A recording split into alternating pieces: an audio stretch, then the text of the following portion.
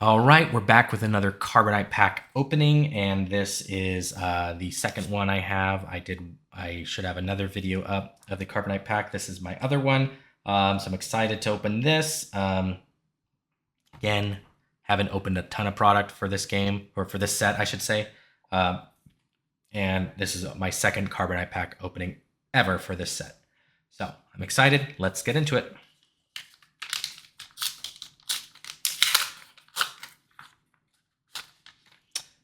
Oh, I don't know if that's a showcase. I don't know. I don't think it is. So very low odds now. No showcase. But we got the Sabine Wren, who I talked about extensively in a previous pack opening, so I won't go into it too much, but a very, very good leader in Twin Suns. If you're interested, you can find probably 2 videos ago of a pack opening, not the Carbonite one. And I talked about her quite a bit. We have Warrior's Legacy. 3 for a +2/+1. Upgrade attach unit gains when defeated. Create a Mandalorian token. This is definitely something you could play in an aggressive Twin Suns deck. Because 2 for a 2/2 shielded, which is what a Mandalorian token is, usually is a 2-cost play, which means that this card is essentially 1 for +2/+1, which is good. In an aggro deck for Twin Suns, like, it means you buff the unit up, and if they manage to take it out, then you're going to get that value. And because there's less bounce in Twin Suns, because it's just not as good, you don't have to really worry about it not being defeated, but still having the upgrade fall off. Normally it's just going to be defeated. And so I think a card like this is actually better in Twin Suns than Premier, but pretty much only for an aggro deck or a Mandalorian-themed deck, like a Bo-Katan. Imperial Defector we talked about a little bit in the past for Twin Suns, so I won't spend too much time on it. Heightened Awareness. Attach unit gains when the regroup phase starts. Give an advantage token to this unit, and it gives +2 health. This is actually, I would say, a decent aggressive aggro Twin Suns card. A cheap upgrade that can curve fill, give you some extra stickiness on the unit, and also allows you to get that advantage token for some extra reach. It's perfectly fine. Covert Believers, 5 for a 4/5 when defeated, create a Mandalorian token. This is probably the type of card that you're only playing. I don't think you play this in a token strategy. You play this in a Mandalorian deck, whether or not it's tokens or not. You care about the Mandalorian keyword more than the when defeated here. Really cool art though. Look at the flame. I love that. That's really cool. Desert Sharpshooter. I'm a little triggered by this card because this card single-handedly made me lose my Ashes of the Empire pre-release sealed event. It was because I was playing Grief, and I had I can't remember what card it was, but I had a 3/2, then I made a 4/2, and I was like, well, worst case scenario, I'm just going to trade with their unit, and then turn 2, he had the initiative, turn 2, he played this, dealt 2 damage to my upgraded unit because I had an advantage token, and it was like, well, I lost. And that pretty much was it. It was such a swingy play, so I'm a little triggered by this card. You don't play this in Twin Suns unless you really, really, really, really care about bounty hunters. Crix Medine. This is a card that I actually am going to put into Twin Suns deck. I think the keywords here, Rebel and Official, they're both very strong keywords. And in Twin Suns, you can do some kind of interesting plays with him. But the problem is that you have to control the most units, right? And with 3 other opponents, that might be harder to do. I'm going to put him in for flavor reasons mostly. In that deck that I'm going to put him in, I probably will control the most ground units in most games, outside of if I'm going against some crazy token deck. But yeah, he has some viability. It's just a little rough in Twin Suns because you have multiple opponents. You have to control the most, not compared to a opponent. So he's definitely not crazy good, but he has some potential to do some cool stuff. For me, I'm mostly putting him in for flavor reasons on one of my decks.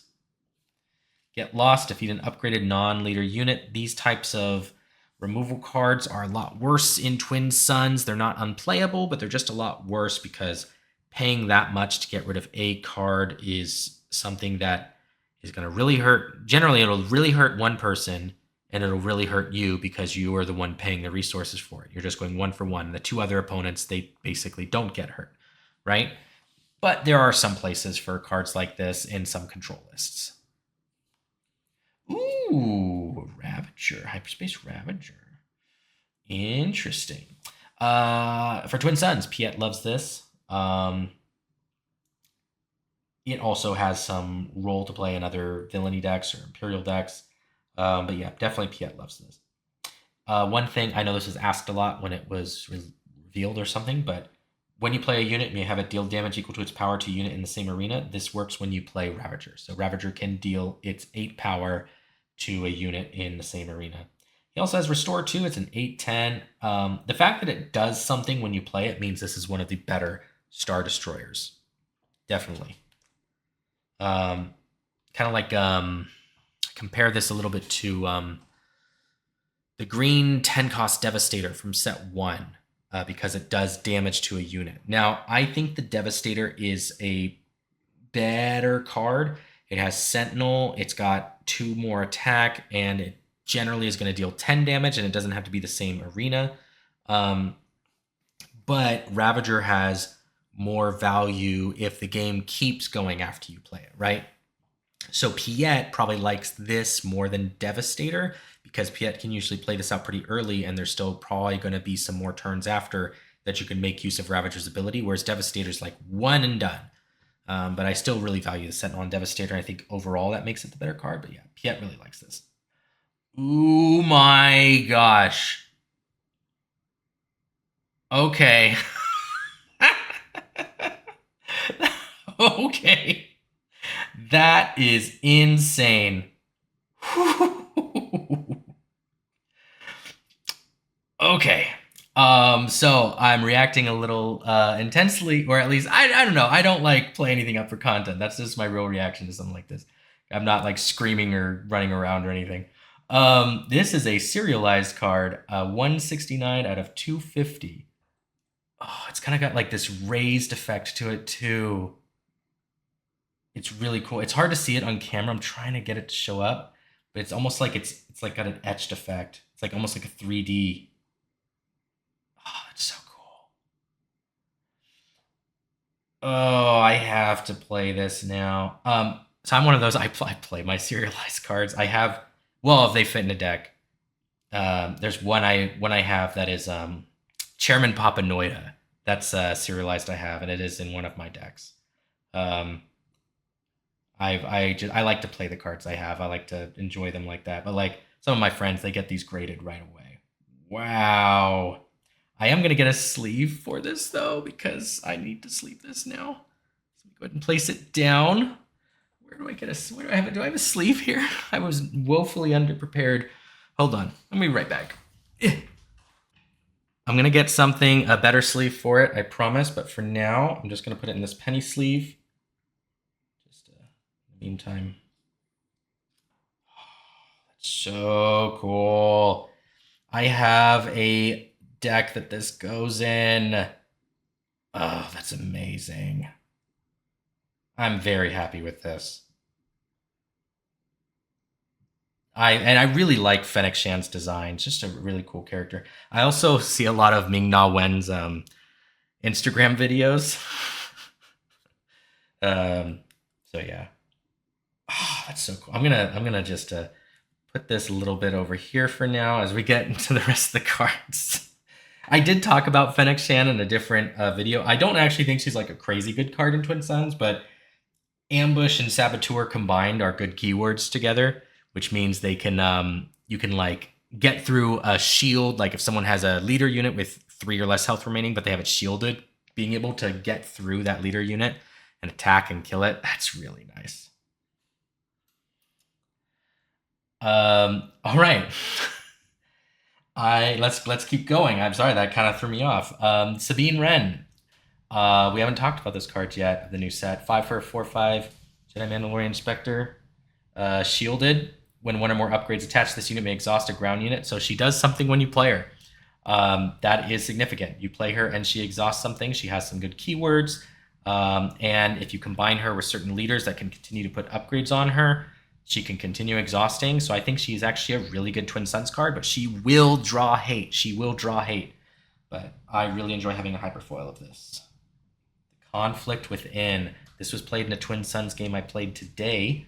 And I saw that it is like, it's sort of one of those cards that sometimes it's not going to do much because like you really want to keep them exhausted. You want this to be a frozen in carbonite, but sometimes it's not. Sometimes it's just a tax.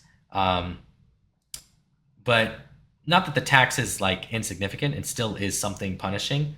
But because sometimes it's not going to do what you want it to do, it makes it hard for me to wonder. Like, it makes me wonder if it's like something you're going to actually want a slot for in the deck. But it is, it's sort of like a potential redundancy though for like a frozen in carbonite, and so you got to give some value for that. Oh, I'm so glad I pulled this hyperfoil because I was going to get one of these hyperfoil for one of my Twin Suns decks. Yeah. Now, do I actually think this card is like that good in Twin Suns? I think it's great in Piet.